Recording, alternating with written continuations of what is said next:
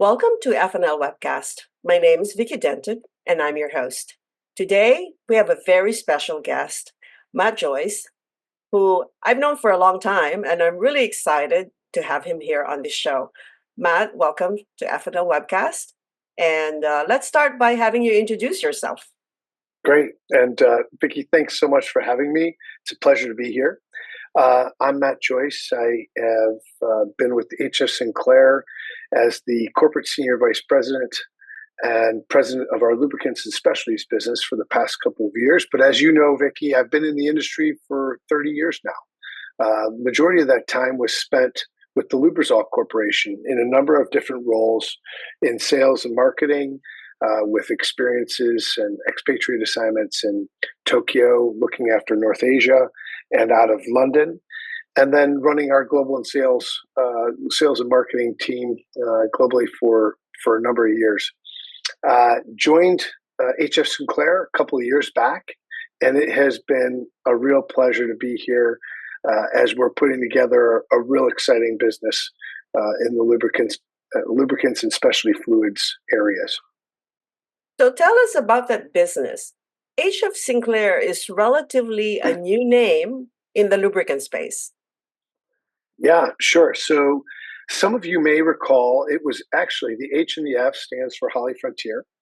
And the businesses have been putting together over the past 30 years a number of different refinery assets primarily around the US. And then in 2019, we started to diversify and look at the lubricants businesses that allowed for us to take part in a broader and more diverse area beyond fuels refining. And so we were able to put together the Petro-Canada Lubricants business, the Red Giant Oil, which is one of the largest lubricant companies for serving the rail industry. Sonneborn Specialties businesses, which is petrolatum, white oils, waxes, and then our HollyFrontier Specialties, which is process oils, primarily out of the Mississauga refinery and the Tulsa refineries. Yeah, Matt, the way you describe it, the business is not quite the same as the other businesses in the sense that when you look at it, you're really more so into specialties, which means smaller volume but higher margins. Well, we like to think that we have both. We do like the specialty side of the business. Our lubes and specialties business is really broken into three areas. We divide into base oils, into our specialties group, and then our finished products group. In our specialties area, that's really primarily driven by our Sonneborn product offerings in our HF, our HollyFrontier Specialties products. And then our base oils are those Group 2s and Group 3s and 3+s from our Mississauga facility outside of Toronto. And if you look at that, we do ship quite a lot of product, and we try to maximize those margins where we can. But of course, it's depending on the end uses that we're serving, and we're really pleased to have the diversity of customers that we do in these different end uses that we currently do business with, from pharmaceutical companies to personal care companies, consumer product companies, home care and industrial, all the way through to the big mining customers and fleet operators, as well as our Elma customers and other major oil companies who use our products from a base oil perspective as well. How would you describe the business today in 2025 versus 20 years ago? Oh, well, if we're looking at the finished lubricants, but let's just start with the finished lubes and the base oils, which kind of go hand in hand with one another. Obviously, we're just seeing more and more of the technology developing. We're seeing more and more drive towards efficiencies, fuel economy, higher performance, tighter limits, more integration with OEMs, and I see that a lot of the decisions in my mind, are made earlier in the development cycle. And we're seeing OEMs with a heck of a lot more influence on what actually comes to bear in those marketplaces. On the specialty side, of course, we have a diverse and different group of customers. And for us, the pharmaceutical industry is becoming more and more strict with their requirements, which we love because our products are the highest quality in the marketplace. And the personal care markets, things that go into shampoos and makeups and hair care products that we supply, those are becoming, there's a bigger drive for sustainable solutions there. And so it's about how do we make sure that we can do the most efficient, environmentally sensitive, and sustainable solutions on both sides of the business. And so we're bearing that in mind. And I'd say that's, if I were looking at those 20, 25 years that have passed, that's probably the single largest driver of where I see the big difference on where we're spending time, energy, and efforts to pivot for the future and ensure that our business is sustainable for the long term. In the personal care space, primarily, do you see HF Sinclair getting into the renewable feedstocks side? Because obviously Group 2 and Group 3 are great, but they're still petroleum based, right? Sure. Is this something you're exploring? Yeah, I think that for us, a big part of our solution has not only been the production of materials that are hydrocarbon based technologies, but also looking at other renewable solutions and how do you formulate so that you can bring the best solution to your customer and your end user. Yeah, and you operate you're not just a US based company, but you also operate in other countries. So you were Yep. mentioning that Sonneborn is actually based in Europe. And Yes. the pressure in Europe is really quite different from the United States, the regulations and so on. So, how does that impact European regulations? How does that impact your product development in other parts of the world? Because do you offer a global platform for all your products, or do you formulate for specific markets? Yeah. So the first part of that question was with regards to the EU specifically, and I think if I look at a macro trend right now, the EU is not getting any easier to do business in for industries like ours, or for that matter, any industrialized industry. And I think that as a an industry interest, we have to make sure that we do our utmost to represent the benefits that our technology provides to end users and markets that we serve. But unfortunately, I think there's just a lot of political pressure in many of these countries in which we do business. But having said that, do we formulate and do we look at the business on a collective basis and on a global basis? Yes, we do.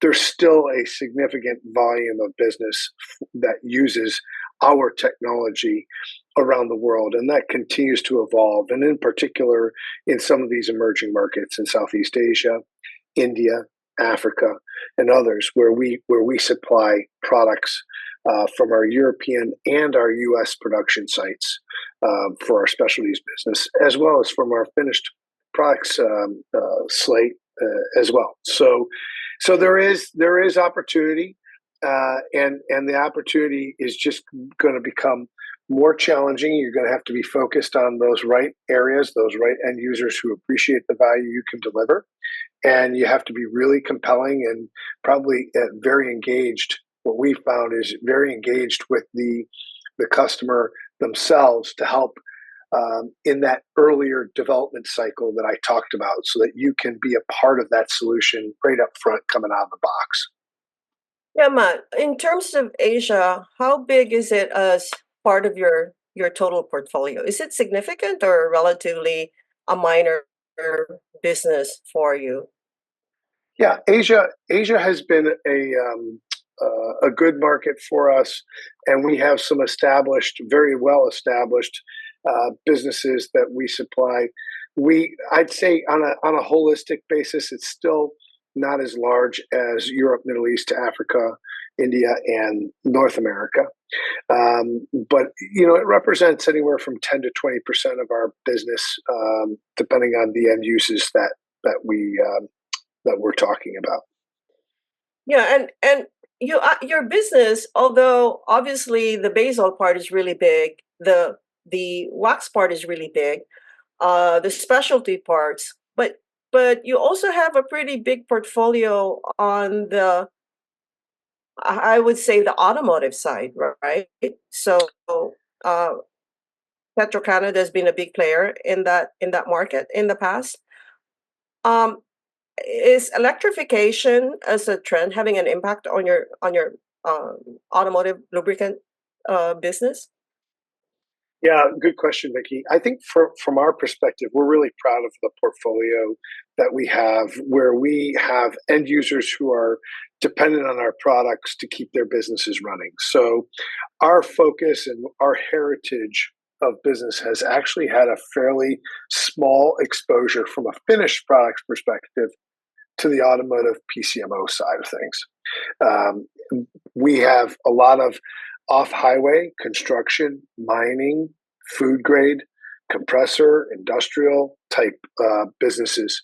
On the base oils, of course, you're always going to have an exposure to passenger car motor oils, but from a material difference in volumetric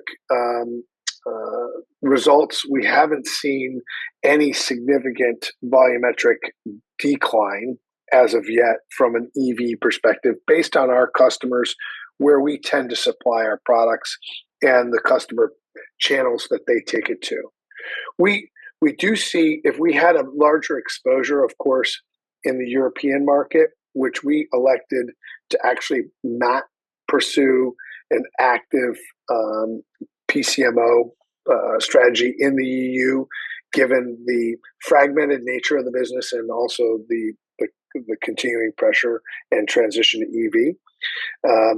We would likely have expected to see something more significant slowdown, but for our business and the portfolio and the makeup that we have today, it's been fairly healthy. So, Matt, would you say the United States is the most important market for HF Sinclair Lubricants? I would actually say Canada is the most important market for HF Sinclair Lubricants, because Petro-Canada has such a heritage there and a lineage there. What I'd say is that the U.S. is our greatest opportunity for growth, and folks who are competing against our team in the U.S. will have come to appreciate that over the past many years. Like F+L, Asia, we have a big anniversary that we celebrated this past year. We celebrated 25 years in the U.S., Petro-Canada did, and it has become our growth engine. And it's been right at our doorstep all these years, and the team that we've assembled there keeps getting stronger and stronger and goes from strength to strength. And it's just super exciting to see where they have gotten focused on where we can win. Certain end-use markets that we're playing in, and we're competing against all the usual suspects. But I think what we've committed to is, and it's something that I'm really proud of, and it's one of the reasons I came here, is we're doubling down on the lubricants business. And I can't say that about all of our competition. A lot of folks are kind of ratcheting back and downsizing their organizations. Well, that has provided us some terrific talent and opportunity to attract talent who recognize that we're growing, that we're invested, and that we're committed to the business and growing it, not only in the U.S., which is our big growth engine, but also rest of the world. So super excited about what it holds for us. Yeah, well, that's great. I have a few follow-up questions, Matt. Yeah. What are the key growth drivers for your business? Well, it's, again, I just go back to one, if I look at the growth drivers, it's all about being operationally excellent. So you can't be a good, firm, profitable, sustainable business unless you're doing the right thing internally and keeping your supply chain, your operations, your manufacturing in a good place. The second piece is focus on core regional growth that end uses that respect the value that we can deliver, and where they appreciate the formulations and the technology that we bring to the market, using base oils, using our additive partners, and bringing great solutions to our customer. And then, I look at, and the third piece of it is transformational technology. Where, how, and if can we introduce transformational technology that will actually help us elevate and take our business to a different level? And some of those examples you may have seen, we introduced our immersion cooling technology called Innovate, which was a tremendous effort on the team's part to bring that out into the market, serving the digital mining and the data center markets. And we've had really, really good uptake with that. We've seen some terrific technology developed in our process oils area, and we've just introduced TDAE, which is a much needed ingredient that we're one of two producers in the U.S. now, and that's going into the tire industry and the construction industry.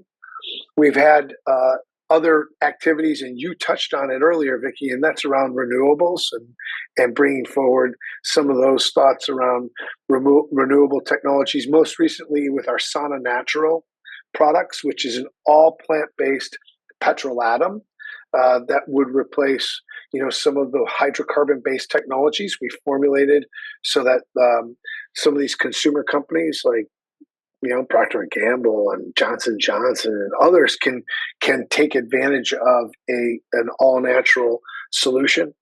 And we just continue to evolve, and we're now also taking a much greater effort to lay down intellectual property. And that hadn't been done here for a long, long time. And so we've taken painstaking efforts to get some new and different technology introduced and looking at filings as well. So it's been a compilation of all those people. And of course, it's underpinned by great people. Yes. And it starts from the top, doesn't it? Always. Yeah, that's right. That's right. Now, the U.S., I find it interesting that for you, the U.S. is really a growth market. Traditionally, the U.S. has been growing around 1% a year. So of course, Europe has been declining. So where is the growth? I mean, you mentioned some of the growth drivers for your business, but specifically for the U.S. business, which segments are you seeing the most growth in? Well, what I'd say is, when you start with a small base, growth is a much more achievable goal, right? So, we're still the little guy on the block, and I'm okay with that. I like to outpunch my weight. Anybody who knows me knows I'm fairly aggressive when it comes to getting things done. But further to that, Vicki, I think, again, I'll just go back to the fact where we're taking some of the blueprint of our success, whether it's in stationary gas engine oils, mining, food grade lubricants, compressor lubricants, process oils, white oils, and we're applying that blueprint into our U.S. game plan. We have one of the most storied brands in the Petro-Canada brand in the mining industry. There is no one larger than us in Canada in the biggest mines in the world, and we do it really well. So how can you take some of those lessons and apply them in the U.S.? And then the other part of it is, HF Sinclair is a refining company at its heart. The big bulk of the business is a $35 billion company. Only $3 billion of it is the lubes business that I look after. The other $32 billion is a fuels business. So how do we use our fuel partners to go out and tell our story? How do we leverage their relationships? How do we go in and cross-sell? So it's those types of pieces.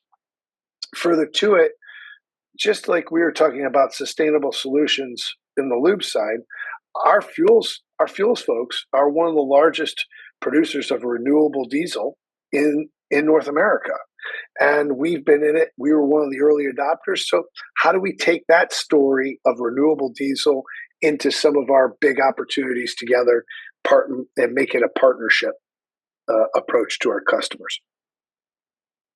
So the synergy between the fuel side and the lubricant side, it helps you grow your business, tell It does. your story, reach more customers. It does. Looking at 2025, Matt, what are the biggest headwinds you're seeing for the business? The continuing European dilemma and slowdown, where we have a lot of just demand is just been dampened, and you can feel it across many of the industries in which we play. And then very finally is the slow and continued recovery. I call it, recovery and a transition in China. We're still seeing, coming out of COVID, many of the changes that the government made and the electrification there. It's not so much something that we feel directly, because our Asian business is a fairly small part of our portfolio, but it's the fact that there were so many other places that people were putting finished products or base oils, and those are now being diverted to different markets, which is upsetting a lot of the balance in those markets. So we're seeing, just certain markets, certain parts of the market going longer than we would have anticipated. But the beauty is our plant and our team are doing a great job of forecasting, talking to our customers, making sure we have the right products at the right time and the right amount. And when you do that, you can stay ahead of some of these challenges and headwinds. How do you supply China, Matt? Do you have a manufacturing footprint in Asia? No, from a finished perspective and a specialties perspective, we supply ex North America, and we also have distribution in Asia that we use to get our products delivered to our customers. So supply chain is really critical for you, and any disruption in the supply chain makes it more difficult to supply into Asia. Yeah, of course. What you do is when you have good long-term trusted partners who have distribution and you have warehousing and terminaling in region, you tend to have the ability to kind of see your way through any of those supply chain disruptions. But again, right now, what we have seen is the supply chain on both additives as well as base oils are back to what I'd say is historical norms. Yeah, thank God. Yeah, right. Yeah, exactly. Because I remember COVID and the Suez Canal and all the disruptions in the Red Sea and so on and so forth. That was a nightmare. Pondering on the 30 years you've spent in the industry, on a personal level, what are your key learnings? Obviously, you're a born leader, you're a natural leader, but what else made you a success the way you are today? Well, first of all, Vicki, you're very kind to say that. How fortunate are we? First of all, how fortunate are we to work in an industry where you actually like the people you work with and even compete against?